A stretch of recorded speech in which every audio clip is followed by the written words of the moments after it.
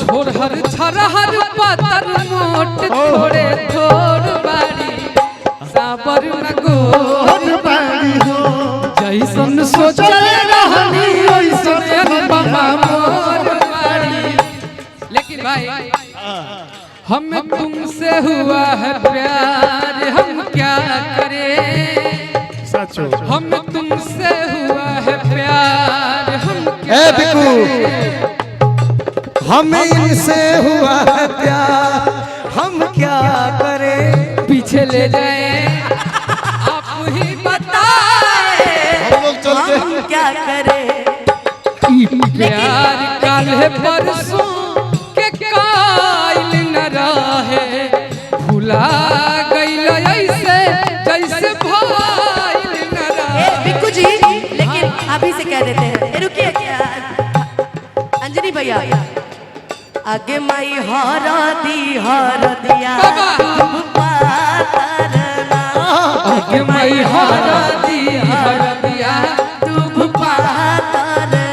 लेकिन हाँ सोहर तो हुआ ही नहीं। आइए इसी में कि झुक झुक जिया सुलाला भवनवा के भाग जागल हो झुक झुक जिया सुलाला के भाग जागल हो ललना लाल होई है गुलवा के दीपक मनवा में आस लगल ललना लाल होई है गुलवा के दीपक मनवा में आस हो आज के दिनवा सुहावन रतिया लुभावन हो आज के दिनवा सुहावन रतिया लुभावन हो ए ललना दीदिया के बाबा होरिला जन्म ले होरिला बड़ा सुंदर हो ए ललना दीदिया के होरिला जन्म ले होरिला बड़ा सुंदर हो नकिया ता हुए जैसे बाबूजी के अखिया हमाई के हो नकिया तो हुए जैसे बाबूजी के अखिया हमाई के हो ए ललना मुहावा पैर बजा शुरू जवाता सगरोवा जोर भइले हो ए ललना मुहा सब इंटेलिजेंस के टीम में चंदा सुर जावा तो सगरो जोर भइले हो ई का करो सही से और ये टिप टिप बरसा पानी बाबा पानी में आग लगाई आग लगी दिल में तो दिल को तेरी अपना कुर्सी पर स्थान डालिए कुर्सी पर स्थान डालिए अभी काम चलेगा चलिए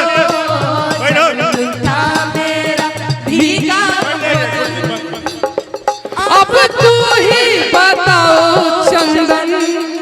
मैं क्या करूं। भैया धौला सा सिटवा का है छोड़ो कौन चाचा चाचा चाचा चाचा चाचा चंदनवा अंजनी चाचा भैया के फरमाइश तो वही लास्ट हां हां अरे कितना जैसन सोचल रहनी ओइसन धनिया मोर बाड़ू अरे कि जैसन सोचल रहनी ओइसन धनिया मोर बाड़ी साबर न गोर बाड़ी हो जैसन सोचल रहनी धनिया मोर बाड़ी सावर न गोर बाड़ी हो थोड़ा हर छरहर पातर तम नोट थोड़े थोड़ बाड़ी साबर न गोर बाड़ी हो और इतना बारिश में भी गावत में जोड़ बाड़ी सावर न गोर बाड़ी ए गौरी त जैसन सोचल रहनी गोविंद भैया मोर बाड़े भाभी से गोर बाड़े जैसन सोचले रहनी गोविंद भैया मोर बाड़े भाभी से बेजोड़ बाड़े हो मार दही में बड़ा निक लागल मार दे बड़ा निक लागल बलम जी के बोलिया जब से ले आई बाड़े अपन घरे डोलिया जब से ले आई बाड़े अपन घरे डोलिया खुश रहो। भैया बड़ा निक लगेला बलम जी के बोलिया जहिया से ले आइल बड़े अपन घर डोलिया।